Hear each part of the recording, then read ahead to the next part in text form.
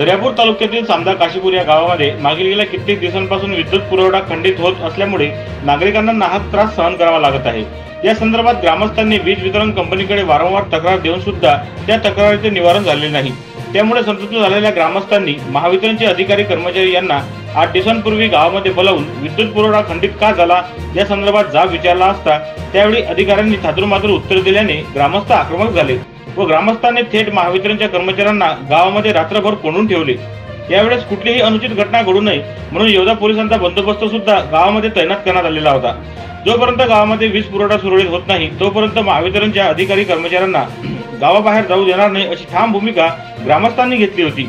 त्यानंतर दुसऱ्या दिवशी महावितरणच्या अधिकाऱ्यांनी गावातील वीज पुरवठा हा सुरळीत केला, परंतु या दरम्यान ग्रामस्थांनी शासकीय कामात अडथळा निर्माण केल्याने संबंधित विद्युत वितरण कंपनीच्या अधिकारी कर्मचाऱ्यांनी पोलिसात तक्रार दाखल केली। पोलिसांनी तक्रारीच्या आधारे सामदा काशीपूर येथील तब्बल 20 ते 25 नागरिकांवर गुन्हे दाखल केलेले आहे। यामध्ये सूरज राणे, प्रशांत भगत, किरण आळे, सचिन येलोने यांना काल सायंकाळी येवदा पोलिसांनी अटक केलेली आहे व उर्वरित 15 ते 20 नागरिकांवर अटक करण्याची प्रक्रिया सुरू असल्याची माहिती येवदा पोलिसांनी दिलेली आहे।